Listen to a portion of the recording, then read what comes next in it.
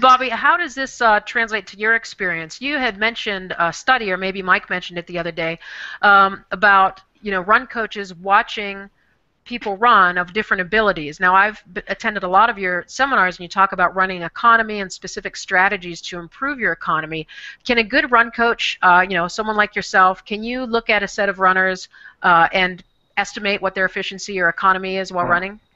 No, that research is pretty clear. It was kind of ironic. After our dress rehearsal, I watched a little clip on Flow Track of Galen Rupp and Mary Kane training post their first two record attempts. Mary Kane ran a junior record for 1,000 meters, and Galen ran a record for 2 miles.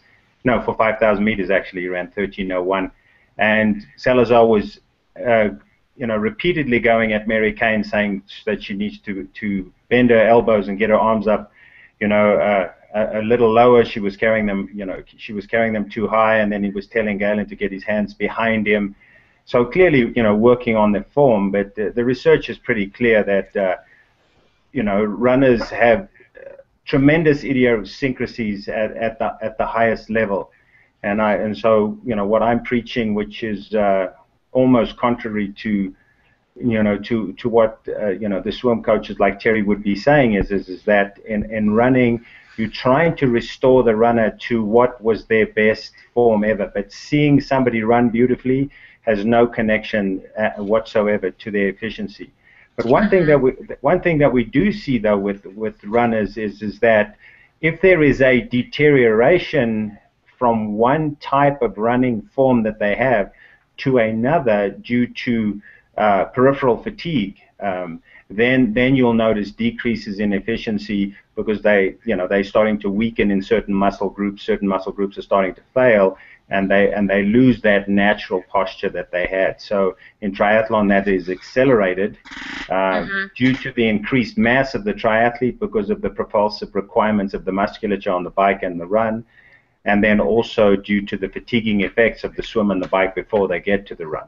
And Bobby, one thing Terry and I have talked about over the years, and you talked about restoring people's form to what works for them, is how to help people really understand the concept of tempo and rhythm, and to learn to, quote, relax while they're putting forth this great effort.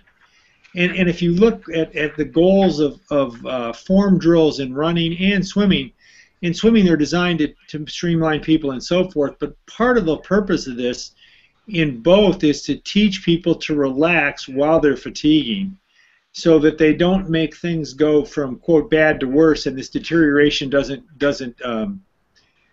get any worse. And one of the things that it was so striking about Michael Phelps and his 200-meter butterflies is that his stroke count did not go down.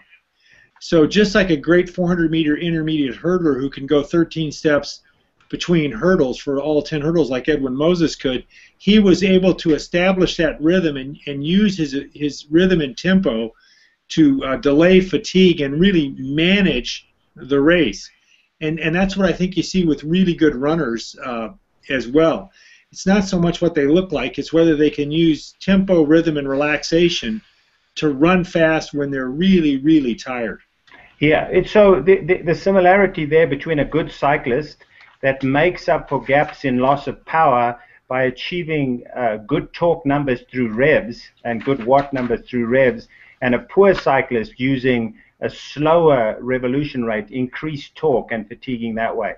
I think the challenge in triathlon is that the swimmer and the cyclist are used to using their musculature in a concentric form.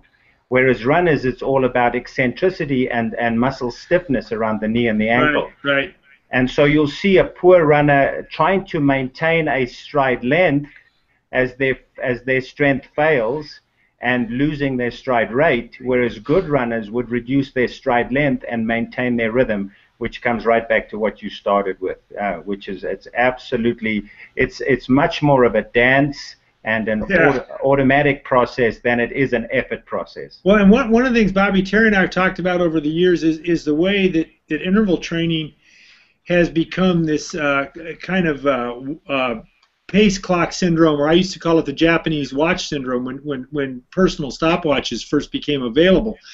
And if you listen to people who talked about interval training in the 1950s and 1960s, they spent a lot more time talking about specific tempos, rhythms, and the experiential aspects of it, and maybe a little less about whether we're going to run 10 times 400 meters in X with so much of a jog or so much of a rest interval, or a comparable swimming workout.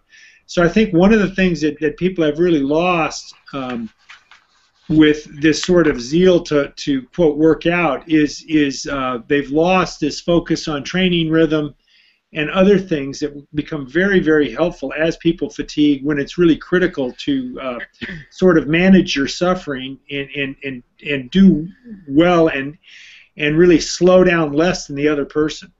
Yeah, it's a very interesting conundrum. You know, they say people humans are more adaptable than even cockroaches are, and you know the old saw that to run a sub 4-minute mile you have to be able to run 10 quarters in sub 60 seconds with a minute recovery.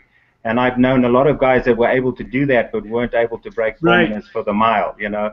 And so we habituate so quickly.